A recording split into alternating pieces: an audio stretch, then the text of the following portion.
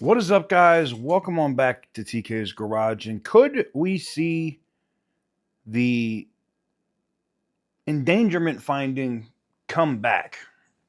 Well, lots of experts have been going over what's been going on, and I got to be honest, I'm not really happy about what I'm seeing here because of an exception that the EPA is trying to keep. It could open up a legal possibility that all the climate positive news that we've had could change. We're going to talk about all that and more right after this.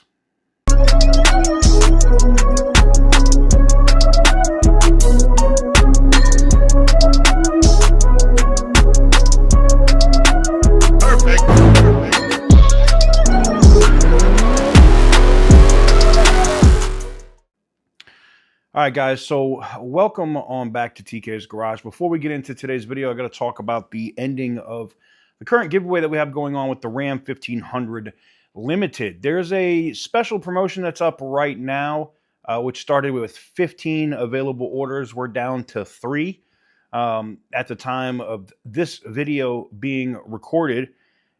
Which gives you 9,500 X entries and matches your former entries to the same amount. If you want to learn more about it or get in on it, you can go to tksgarage.bigcartel.com. The giveaway on that truck, in terms of entries, will close out not tonight, tomorrow. So February 28th, as soon as it goes to 12:01 a.m. on March 1st, boom, it's done. So if you want to get in, now's the time to do it. tksgarage.bigcartel.com. So, guys, getting into today's video, I got to talk about this. I saw this over at Politico, okay? And it talks about the awkward exception in the EPA's climate repeal. It's methane. Now, the EPA's, and I'm going to get into the article, the EPA's plan to continue regulating methane emissions at oil and gas sites could complicate its legal defense of a broader rule to end climate regulation. Congress explicitly directed the EPA to govern methane pollution at oil facilities through the Clean Air Act, and the agency has indicated that it would keep a Biden-era methane rule on the books, with changes to deadlines and other requirements that the industry has asked for. But the rule's survival could make it harder for the Trump administration to justify its repeal of the so-called Endangerment Finding, the scientific declaration that underpinned most climate rules for almost 2 decades, because it could undercut EPA's central argument that Congress never authorized climate regulations at all. I don't like where this is going. It took less than a week for environmental groups and Democratic attorney generals to sue the administration over its repeal of the endangerment finding earlier this month. The methane rule could become a feature of the legal challenges. They said, quote, "It seems to me that the methane rule is inconvenient for the legal arguments that the EPA wants to make to rescind the endangerment finding and repeal the vehicle standards, because the heart of those arguments is that Congress never really has provided clear authorization for regulation of greenhouse gases," said Kyle Danish, an attorney with Van Ness and Feldman. In an article published earlier this week, Danish argues that the endangerment finding rescission rule may have a methane problem that shows up in court. So they're going to use this as a way to attack the repeal of the endangerment finding. The methane rule relies on the same reading of the law that EPA contested in its endangerment finding repeal. See what I'm talking about? How they're opening the door here?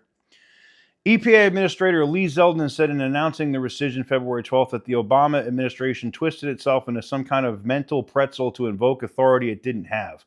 They sidestepped Congress. But Congress has endorsed Clean Air Act rules for methane. Now, the problem here is, I get what they're trying to say. They're going to try to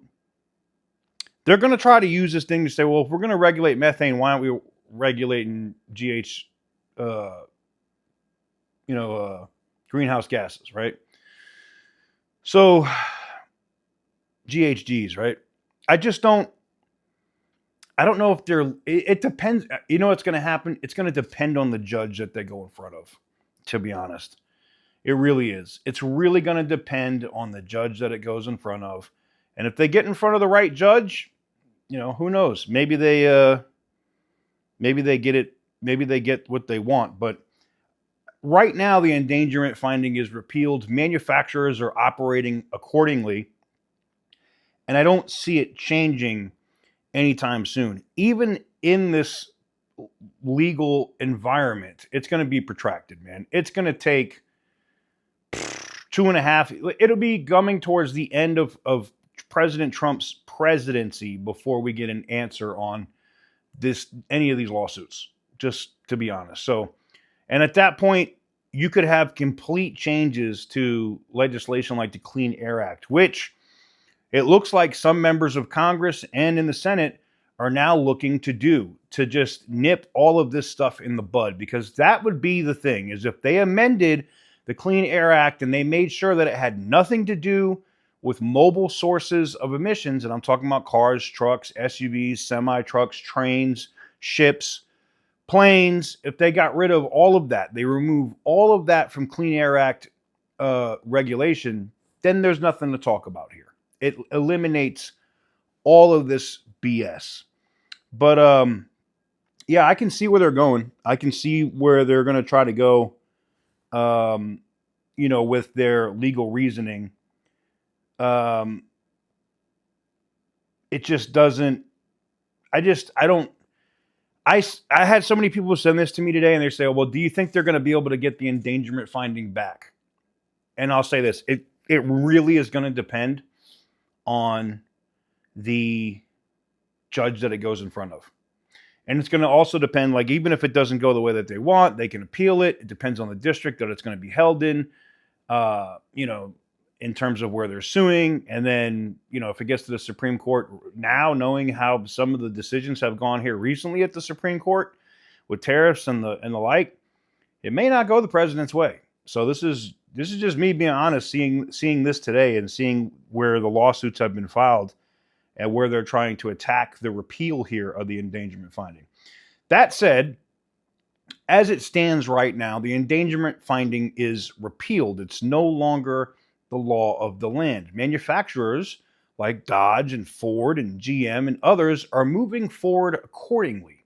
Now, I did see something come out where General Motors said that they were going to continue cylinder deactivation. Well, the rest of the manufacturers are like, hell no, we ain't got to do that. Hell yeah, we're done with that shit.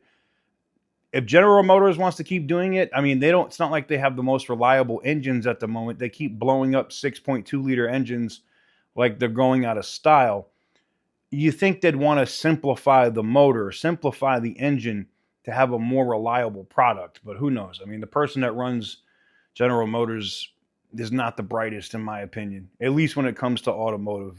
If you're going to be a car manufacturer, you should be run by somebody that actually has, knows cars, right? Should be a car person, not a finance person, not a numbers person, not any of that shit. You want somebody to run an automotive company that actually knows cars. But anyways, that said, it'll be interesting to see what happens here. I just thought this was an interesting article, and it's a long ass read.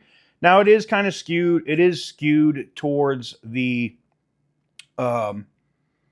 pro emissions crowd. And for that, before we leave, I do have a video for you that after I say stay petty, my friends, I will drop specifically for those climate activists that are always in my comments talking about, you don't care about the environment, DK.